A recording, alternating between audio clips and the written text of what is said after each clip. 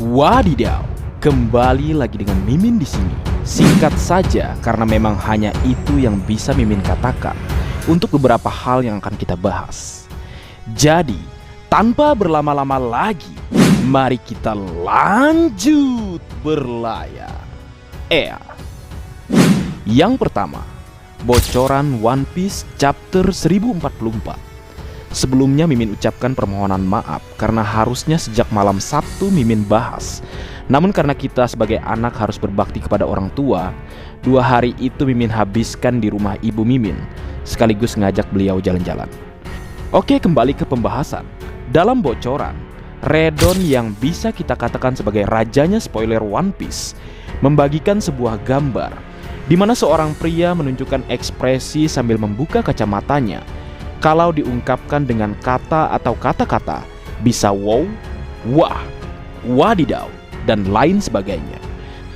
Kemudian selanjutnya, dikatakan jika chapter 1044 dikatakan sebagai chapter yang lebih menyengat dari chapter sebelumnya atau chapter 1043. Dengan adanya gambar tentang tingkat kehypannya, itu memang sudah kebatasan tertinggi. Jadi kira-kira apa ya Leo?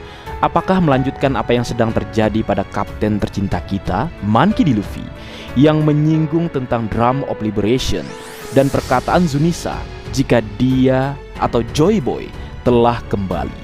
Atau mungkin hal lain yang mungkin berkaitan dengan kemampuan barunya? Bagaimana menurutmu, Leo? Kemudian berkaca pada apa yang dikatakan editor Oda Sensei jika perubahan waktu terjadi di Onigashima. Dia mengatakannya dalam majalah Shonen edisi terbaru dan mengutip apa yang dikatakan salah satu nakama dalam sebuah fandom atau grup One Piece. Sebut saja nama samarannya Jack Sparrow. Beliau mengatakan, editor Oda sepertinya mengomentari chapter 1044.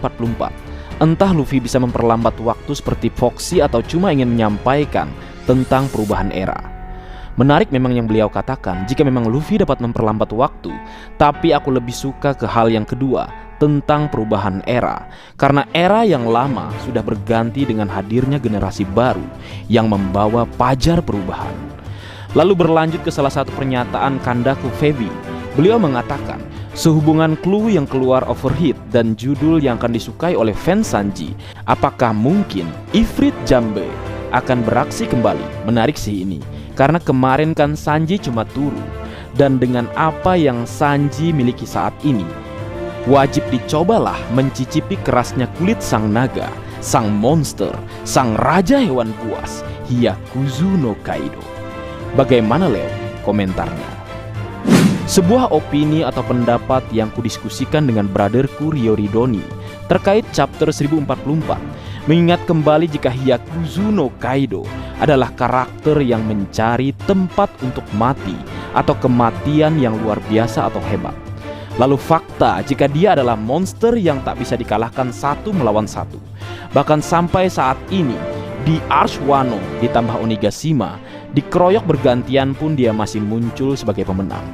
Mengingat juga perkataan Oda Sensei jika Luffy tidak akan mengalahkan Kaido karena pukulannya yang kuat. Apakah memungkinkan kemampuan Luffy nanti menciptakan sebuah senjata yang dapat mengalahkan dan membunuh Kaido? Karena selama ini tidak ada lawan Luffy yang ia kalahkan sekaligus ia bunuh. Apakah dengan kemungkinan kerasukan Joy Boy, Luffy akan membunuh lawannya dan mewujudkan cita-cita dan harapan Kaido untuk mencari tempat untuk mati, dan mati dengan cara yang hebat? Mati oleh Joy Boy, nggak tanggung-tanggung. Wadidaw, bagaimana Leo? Kemudian hal yang baru saja Redon katakan dalam Words Gen, sekarang serius, saya tidak akan memposting petunjuk apapun minggu ini. Saran saya adalah Anda harus menunggu chapter atau gambar kali ini. Anda akan lebih menikmati chapter dengan cara seperti itu. Baca spoiler sedikit mungkin jika Anda bisa. Nah. Apakah ini ada kaitannya karena Redon beberapa kali disinggung karena terlalu berlebihan dalam memberikan clue sebelum spoiler keluar, termasuk yang terbaru kali ini. Jadi mungkin nih si Redon bilang dalam hati, ya udah, gua nggak kasih lagi kalau gitu. Tapi tenang Leo, Redon pasti tetap akan memberikan bocoran. Nggak tahan juga dia pastinya. Oke?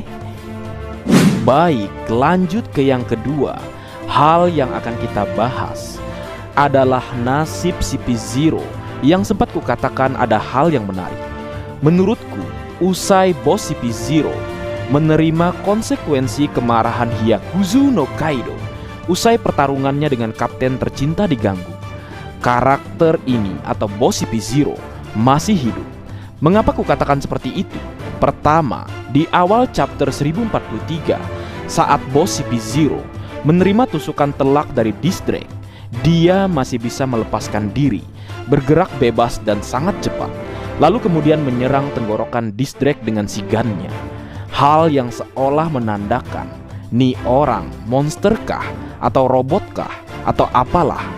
Kemudian berlanjut dengan momen sebelum dia menerima pukulan gada dari Kaido.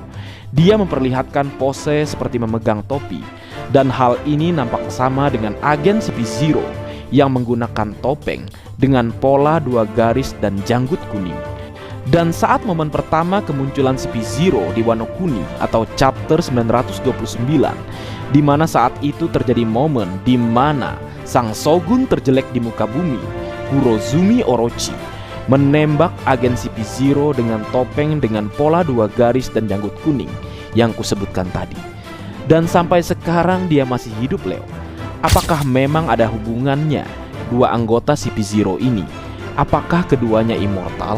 Atau keduanya adalah satu kesatuan jiwa yang dapat bertukar dengan raga manapun? Namun ini hanya dugaanku ya, Leo. Bagaimana menurutmu? Kemudian yang terakhir, yang ketiga, akun Twitter resmi staf One Piece telah membagikan sebuah gambar yang tentunya juga atas izin Oda Sensei, sumber chapter Lost Mugiwaras. Detektif online sini pecahkan clue misterinya. Pertama ada kaca pembesar, yang kedua Oda menulis Maret 28, yang ketiga ada dadu bermata 10, dan yang keempat ada merek kertas konfidensial.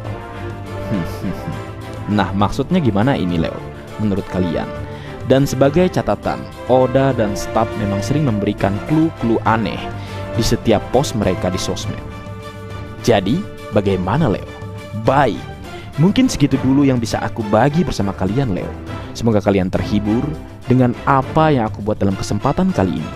Terakhir, jika ada kesalahan dalam pengucapan atau hal yang menurut kalian kurang pas atau kurang tepat, Marga Anime memohon maaf yang sebesar-besarnya. Sekian.